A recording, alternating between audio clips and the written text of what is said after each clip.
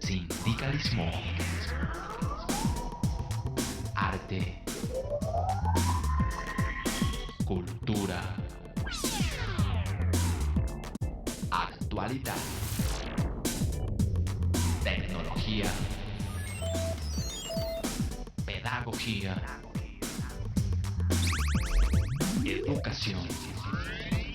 Las expresiones de vida con que se construye Colombia tienen un punto semanal de encuentro. Buenos días, bienvenidos a Encuentro, el programa institucional de FECODE. Hoy es 11 de junio y a continuación les vamos a presentar la información más importante que en materia educativa, política y sindical se ha desarrollado en el transcurso de la semana. Aquí un avance. El Ministerio Nacional expidió el decreto 915 del 1 de junio que reglamenta el decreto 1278 del 2002 en materia de concursos de ingreso a la carrera docente. Tras 4 años de haberse firmado el TLC con Estados Unidos, economía colombiana principal víctima. Mañana 12 de junio, el mundo conmemora el Día Mundial contra el Trabajo Infantil. Hoy nos encontramos desde las instalaciones del Museo de los Niños, así pues que la invitación es para los padres de familia para que traigan a sus hijos y aprendan a través de la lúdica. Mi nombre es Omaira Morales y aquí inicia Encuentro. El pasado 1 de junio, el Ministerio de Educación Nacional sorprendió al Magisterio en pleno con la expedición del decreto 915 que reglamenta el decreto ley 1278 del 2002. FECODE rechaza categóricamente este decreto porque considera que es regresivo a las conquistas del Magisterio. Primero es un ejercicio de la tecnocracia que aumenta criterios, procedimientos y que complica todas las situaciones administrativas para resolver una convocatoria de nombramientos y del concurso para nombrar docentes y directivos docentes. Antes del decreto 915, la estructura del concurso partía de la disponibilidad de vacantes y se planteaban las etapas de la inscripción, realización de pruebas, resultados y audiencias públicas. Ahora se agregó la aplicación de pruebas para la valoración de antecedentes. Se modificó el periodo de prueba, incluyéndolo como etapa del concurso. Antes el periodo era independiente. En el 1278 se rechaza la prueba de competencias que tiene 3 componentes: disciplinar, pedagógico y comportamental. Con este decreto se habla de 4 tipos de competencias que se subdividen en otros ítems: lenguaje, matemáticas, tecnológicos y evaluativos. Los nuevos procedimientos incrementaron los costos del proceso, lo cual significa un aumento en el pago que deberán asumir docentes y entes territoriales. Frente a la convocatoria se agrega un manual de requisitos, funciones y competencias. Se crea una tabla de clasificación de la prueba de antecedentes y se aumentan los puntajes de 60 a 70 para docentes y de 70 a 80 para directivos docentes. Segundo, es un afinamiento de los mecanismos para la reestructuración docente. Hace rato que viene andando una política en la cual los docentes no se piensan desde su formación y su experiencia, sino únicamente desde las evaluaciones. Entonces aquí afina y hace más difíciles los mecanismos de evaluación para la selección de docentes. Frente a las vacantes definitivas, antes eran las entidades territoriales certificadas las que reportaban. Ahora, además del reporte, se crearon reglas para definir prioridades, una certificación de gobernadores, 2 procedimientos administrados por el Sistema Oficial de Información.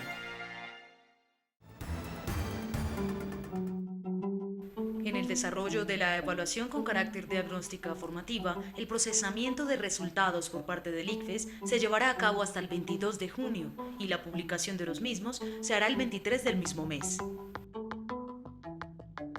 El Gobierno Nacional, en su empeño de pertenecer a la OCDE, ha entregado la formación de lo más preciado, los maestros y las maestras del territorio nacional, precisamente a esta organización internacional que le preocupa más el tema económico que el formativo.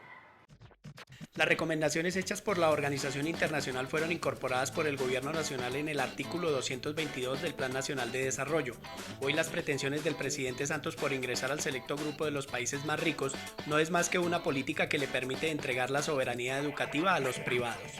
Esto en primera instancia atenta contra la autonomía universitaria y adicional imprime que todos los programas de las facultades de educación deben responder a lo que está plasmado, a lo que se desarrolla en las pruebas Saber, en las pruebas Saber Pro y las pruebas PISA. Las pretensiones y exigencias de la OCDE frente a la educación en Colombia traza unos lineamientos que se ajustan más a los modelos internacionales, respondiendo a principios de integralidad, flexibilidad e interdisciplinariedad en actividades académicas e investigativas ajenas a las necesidades mínimas que requiere la educación en el país. Convierte la carrera docente o la formación docente en una especie de formación de técnicos para la formación y educación en torno a las pruebas estandarizadas. En ese sentido, el carácter disciplinar de las licenciaturas se pierde y adicional va a atentar contra la formación y la educación de nuestros jóvenes. Es así como el docente es el insumo escolar que se debe priorizar para alcanzar los mejores resultados. La formación docente debe estar dirigida a fortalecer su campo de conocimiento de manera que transmita a sus estudiantes estrategias que les permitan obtener los mejores resultados en sus conocimientos y destrezas.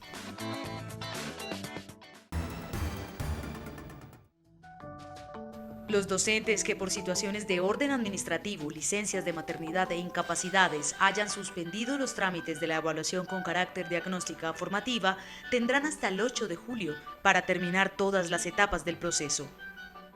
Gracias a la firma de un acuerdo para la generación de hábitos saludables para los niños menores de 12 años, pues las empresas de bebidas del país se comprometió a no comercializar estas bebidas gaseosas y azucaradas en las instituciones educativas. En las instituciones escolares públicas ha quedado suspendida la venta de bebidas carbonatadas y azucaradas para los estudiantes de primaria, una medida que ha sido bien acogida por la comunidad educativa del país. Era una medida que estábamos en buena parte dejando pasar demasiado tiempo para emplearla en los colegios públicos. Los estudiantes mayores de 12 años tendrán acceso limitado a gaseosas, una medida positiva ya que esta reduce la ingesta de bebidas con altas calorías que actualmente impactan desfavorablemente la salud de los menores. Diabetes, falta de concentración por el exceso de azúcar son problemas que hay que atacar. Se recomienda a los padres de familia que no solo se sumen a esta iniciativa, sino que además promuevan buenos hábitos de alimentación en las casas como lo reclaman hoy los estudiantes. Estoy de acuerdo en la prohibición de venta de gaseosas en los colegios porque la gaseosa es mala y es preferible tomar agua. Estoy de acuerdo con la prohibición de gaseosa en los colegios, pero pues también deberían prohibir otros productos como son los empaquetados, los fritos y eso. El consumo de bebidas puede producir obesidad en los niños y no aportan las vitaminas y los minerales que el cuerpo necesita. Por ello, una cultura saludable debe iniciar en los hogares colombianos. Si yo prohíbo en el colegio la gaseosa, pero llegan a la casa y la sobremesa es una gaseosa, ¿qué tan real es realmente el fomento que yo pretendo hacer? Si yo no educo a las familias completamente, pues son medidas, como hablo yo, de paños tibios. Pero así como los estudiantes lo reconocen, expertos en nutrición sostienen que estas medidas no son suficientes. Si es lógico o no el hecho que yo esté prohibiendo gaseosas en las instituciones escolares, sabiendo que hay otro tipo de bebidas que también son azucaradas. En Colombia, 1 de cada 6 adolescentes sufre de obesidad. Asimismo, en el país hay 2.2 millones de adultos con diabetes, siendo el segundo de América Latina con más personas entre 20 y 79 años que padecen de esta enfermedad. Está en circulación la edición 114 de la revista Educación y Cultura. Tema central, la evaluación como práctica reflexiva, formación docente, la autoevaluación como capacidad, la evaluación y la ética del cuidado en la formación docente, pensar la educación desde la experiencia. Suscríbase llamando al 245-3925 en Bogotá o al móvil 315-529-9515. Educación y Cultura. 34 años construyendo el movimiento pedagógico colombiano. La firma del TLC con los Estados Unidos deja un balance negativo para el territorio colombiano, no solo para los trabajadores, sino también para los empresarios. Se reducen de manera considerable las exportaciones, se aumenta el desempleo y el subempleo, y con este se le da la razón entonces a los opositores y a sus argumentos para insistir en que el gobierno nacional no debía haber firmado este acuerdo económico internacional. Tras 4 años de la entrada en vigencia del Tratado de Libre Comercio con los Estados Unidos, el balance para Colombia ha sido nefasto. Las cifras así lo revelan, un déficit comercial que supera los $15.000 millones que ha dejado de recibir el país. Y esto ha afectado en particular al agro y a la industria. En el agro pasamos en los 90 a importar 500.000 toneladas de alimentos y hoy estamos importando cerca de 12 millones de toneladas. Con eso la dieta básica de los colombianos está conformada en muy buena parte por productos importados. Un desplome significativo en la industria colombiana del país. Las excepciones tributarias han representado un menor ingreso de recursos para la financiación de proyectos y la infraestructura que exige la nación, evidenciando un desequilibrio entre los empresarios nacionales y los extranjeros. Este es un gobierno que considera que entre mejor le vaya a los extranjeros es mejor para el país. Nosotros, por ejemplo, pensamos que no es así, que hay muchas empresas, hay muchos empresarios colombianos que les ha tocado o han preferido volverse comercializadores de productos extranjeros en vez de producir en Colombia. El gobierno nacional manifiesta que el plan de acción laboral se ha cumplido a cabalidad. Un engaño más de este gobierno al afirmar que ha brindado las garantías a los trabajadores y sindicatos en 4 puntos fundamentales. La informalidad laboral y el uso de formas ilegales de tercerización laboral. En segundo lugar, la promoción de las libertades sindicales en Colombia. En tercer lugar, el fortalecimiento del Estado colombiano para la protección de derechos laborales. Y en cuarto lugar, la lucha contra la impunidad por la violencia antisindical en Colombia. Medidas que no han beneficiado las condiciones de trabajo en el país. Hoy más de 3 millones de colombianos trabajan por prestación de servicios y las exportaciones cayeron en un 40%.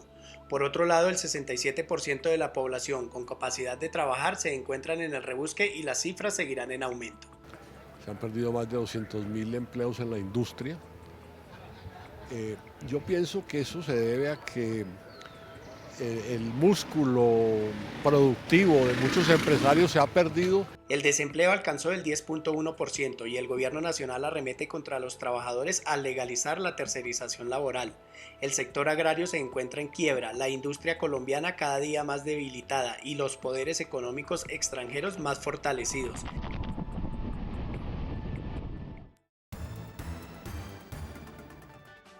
Debido a las dificultades presentadas con la aplicación de las encuestas a los estudiantes, estas serán utilizadas como información cualitativa y de retroalimentación de la evaluación con carácter diagnóstica formativa.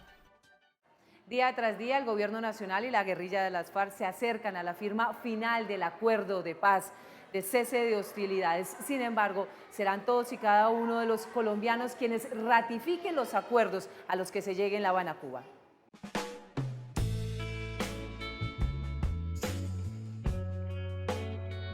El gobierno nacional y las FARC han llegado a una serie de compromisos que busca ponerle fin al conflicto armado en Colombia. Un acuerdo con el cual las partes tendrán la seguridad política y jurídica de que lo pactado se cumplirá. No es suficiente un blindaje jurídico. Los acuerdos también necesitan una legitimación política. Y en ese sentido, las partes, el gobierno y la guerrilla de las FARC, han acordado un procedimiento que todavía no está definido, que es un procedimiento de refrendación.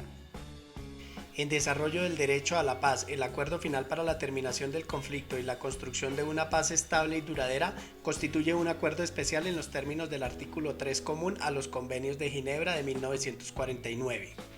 A partir de esa definición del acuerdo final como acuerdo especial, se pactó el trámite de una ley ordinaria en el Congreso, mediante la cual ese acuerdo se incorpora al ordenamiento jurídico.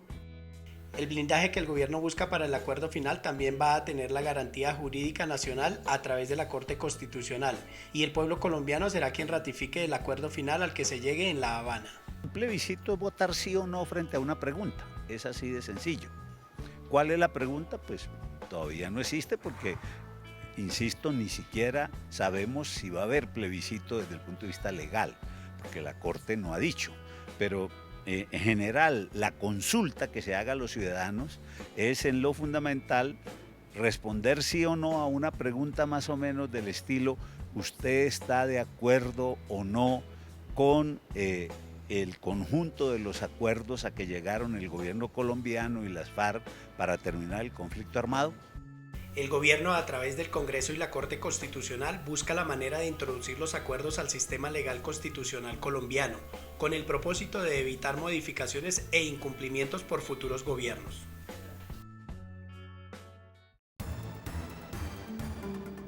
Las encuestas aplicadas a estudiantes no se ponderarán para el resultado final. El porcentaje del 5% que correspondía a estas se distribuirá en la misma proporción que para los docentes de preescolar, primero, segundo y tercero.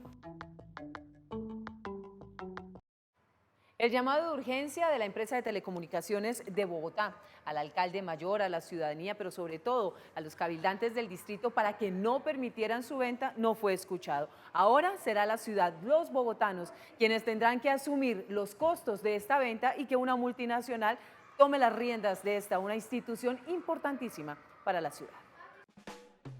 La venta de la empresa de telecomunicaciones de Bogotá, aprobada por el Consejo Capitalino, es ilegítima. Salir de una empresa pública sin ningún estudio técnico que soporte el negocio es un atentado para los ciudadanos. Tampoco se cuenta con un plan de negocios. Lo más grave es que acabará con la regulación de los precios en las telecomunicaciones en la ciudad y se afianzarán las empresas privadas. Vamos a fortalecer las multinacionales para que se empoderen de todas las telecomunicaciones en Colombia. ¿Qué pasa? ETB es una limitante natural de la tarificación. Lógicamente, cuando esté en manos de privados, en manos de multinacionales, pues dispararán los precios. La participación del distrito en las acciones de la ETB es del 88%.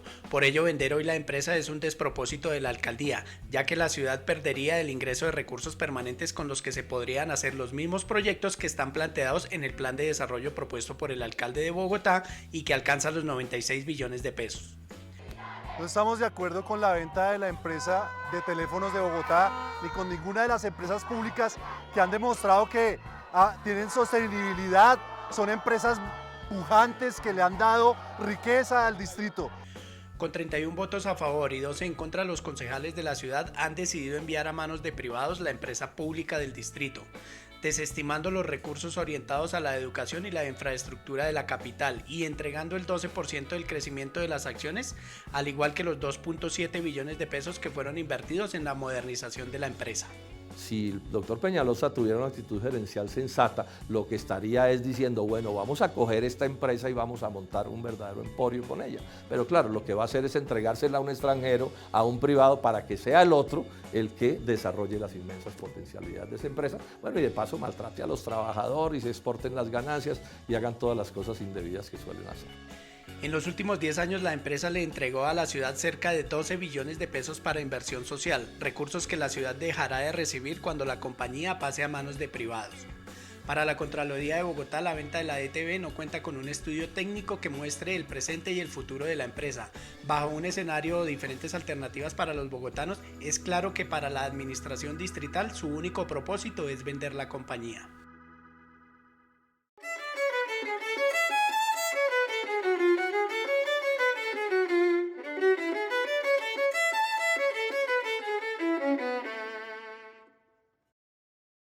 El paro nacional, agrario, indígena y de afros en el país es un reflejo de la inconformidad del pueblo colombiano a la expedición de políticas del gobierno nacional que van en contravía de los derechos fundamentales de los nacionales. Las organizaciones campesinas y étnicas que conforman la cumbre agraria desde el pasado lunes 30 de mayo llevan a cabo el paro nacional para exigir el cumplimiento de los acuerdos pactados durante las protestas de 2013 y 2014. En varios puntos de las carreteras del país se presentan concentraciones de campesinos, indígenas y comunidades afrodescendientes. Nos estamos movilizando por los incumplimientos del gobierno, por los asuntos de orden estructurales y políticos que siguen sin resolverse entre la agenda que el movimiento social, agrario e indígena le ha planteado al gobierno. Los campesinos le exigen al gobierno del presidente Santos que atienda sus exigencias y respete la movilización cívica y pacífica. Entre el clamor de los agrícolas le piden al gobierno nacional frenar el Plan Nacional de Desarrollo, porque este le abre las puertas del país a las transnacionales, impulsa la concentración de tierras, profundiza la privatización de derechos fundamentales como la salud, educación y propicia la liquidación de empresas públicas. No permitimos que el gobierno siga yendo a los sitios de concentración a manipular a la gente, a tratar de dividir el movimiento, a tratar de instalar mesas por sectores, aunque nuestra gente ha sido muy firme y muy clara en decir que esto es una movilización nacional, una mesa de negociación nacional, que esto es un problema nacional. También la protesta es en contra de la ley Sidres, que facilita la conversión de los campesinos en obreros asalariados de grandes agroindustrias y corporaciones transnacionales. Este es un rechazo frente a las constantes acciones de represión. El gobierno ha demostrado que no tiene una voluntad política para responderle al pueblo colombiano, porque hoy estamos todos los pueblos de los sectores sociales, indígenas y no indígenas, en el marco de esta minga, donde estamos exigiendo el cumplimiento de los acuerdos de anteriores movilizaciones. A la fecha se registra la muerte de 3 indígenas y más de 165 heridos. Aún así, voceros del Consejo Regional Indígena del Cauca han dicho que si no llegan a ningún acuerdo, los bloqueos se mantendrán hasta que el gobierno nacional les garantice el giro de los recursos que a la fecha les adeudan.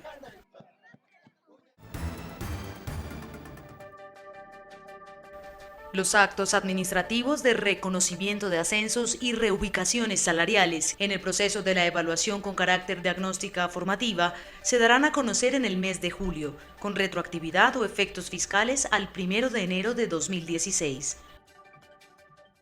Otra muestra de la inconformidad de los colombianos a las políticas del gobierno nacional se va a reflejar a finales del mes de julio, cuando el Comando Nacional Unitario, que reúne a las 3 centrales obreras y a 40 organizaciones populares y sociales del país, se vayan a un paro nacional cívico.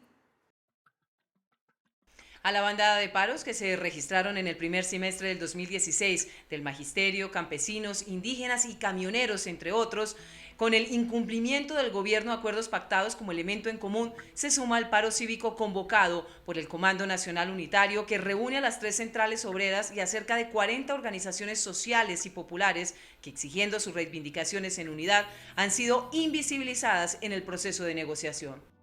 Al presidente Santos se le presentó un documento con 15 puntos que fueron sus promesas de campaña en la reelección y el compromiso con los trabajadores y con los diferentes gremios a los cuales no le ha cumplido a ninguno. El paro cívico se proyecta para la última semana del mes de julio, fecha pactada por todos los sectores para hacerse visible y exigir del gobierno del presidente Santos cumplimiento a los acuerdos pactados con cada gremio en su momento para que levantaran sus paros, y luego la desidia y la falta de voluntad política se impusieron. Costumbre de negociación que está llevando a que el pueblo se levante y ejerza su derecho a la protesta. La diferencia hoy es que las negociaciones se hacen en unidad.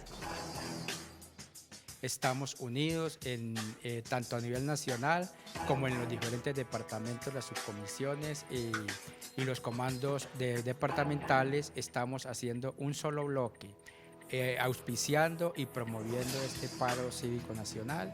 En el marco del anuncio de la hora cero del paro cívico, el Comando Nacional Unitario anunciará el referendo por el agro, una oportunidad para visibilizar el abandono de más de 40 años a uno de los sectores de mayor vitalidad para el país, pero que estratégicamente ha sido olvidado y entregado a los tratados de libre comercio y su competencia inequitativa del mercado.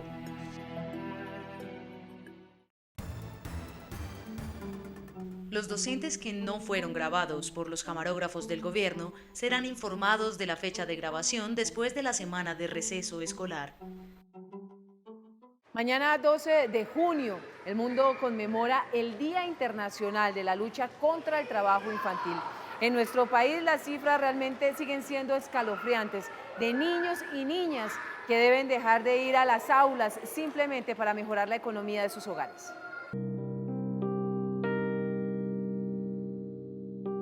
El trabajo y la explotación infantil no son un mito, son una realidad que golpea a los niños y niñas del país.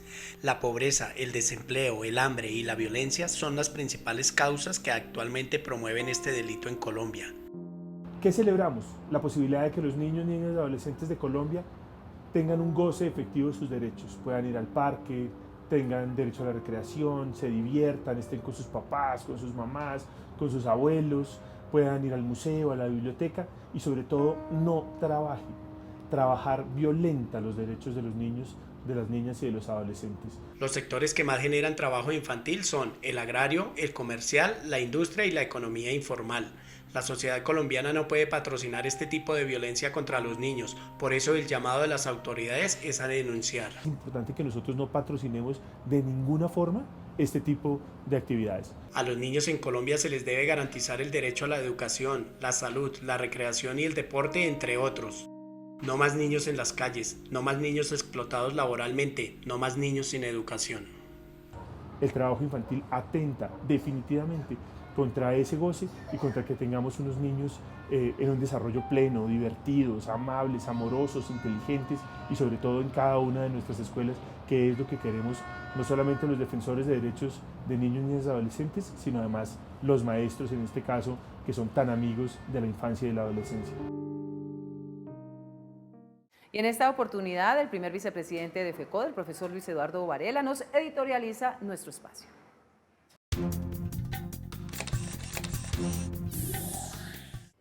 Un cordial saludo para toda nuestra audiencia. Si estamos juntos, no hay nada imposible. Si estamos divididos, todo fallará. El respaldo de FECODE a todas aquellas acciones del movimiento agrario con los campesinos en el país, el movimiento transportador, entre otros sectores. Ojalá el gobierno nacional, con ese ánimo de diálogo que se ha dado en La Habana, también se pueda surtir ese mismo efecto con estos sectores que reclaman solución a aquellos acuerdos suscritos con anterioridad. También queremos felicitar a todos los estudiantes en Colombia con motivo de esa conmemoración el pasado 9 de junio. Felicitarlos y decirles a los estudiantes que la unidad es la que hace parte de esa esencia de formarse para ser parte de esta Colombia que reclama justicia social. Queremos decirle al presidente Santos que FECODE está dispuesto, como siempre lo ha expresado, a trabajar por la paz, pero esa paz que verdaderamente se la juegue con políticas educativas y de justicia social. Pero ha sido muy complejo el tema desde FECODE para hablar o resolver los temas con la ministra de Educación, Gina Parodi de Cheona.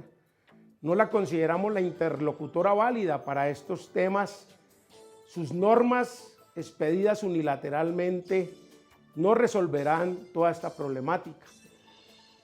Muestra de ello lo que se viene haciendo en todas las regiones en el gran acuerdo por la excelencia, enviando al funcionario Carlos Hipólito García a hablar de FECODE y a exponer temas que van a dividir a los directivos docentes con los docentes, la jornada laboral, la jornada escolar, temas que ya se habían resuelto a través de la Directiva Ministerial 16 de 2013 y este funcionario revive una directiva ministerial, la número 2 de 2012.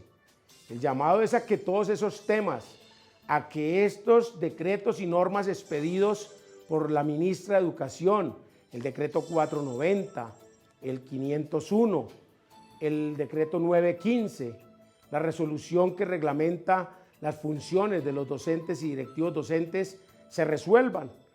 El 1 de junio, después del paro nacional, nos hemos reunido con el viceministro, se han conformado unas comisiones que esperamos permitan resolver todos estos problemas que aquejan a la educación y a los derechos laborales y prestacionales del magisterio. Estamos dispuestos a construir la paz que reclama Colombia, pero reclamamos del gobierno que también se busquen soluciones concertadas y no decisiones unilaterales que en nada resolverían los problemas de nuestro sector y de lo que tiene que ver con los maestros. Recuerden mañana Contrastes porque la realidad tiene diferentes miradas de 1:30 a 2 de la tarde por el Canal 1. Vamos a analizar qué está pasando en el país, porque el sinnúmero de movilizaciones, protestas y paros de diferentes sectores sociales y populares. Y maestros y maestras, recuerden que cada 8 días en Contrastes ubican las permutas.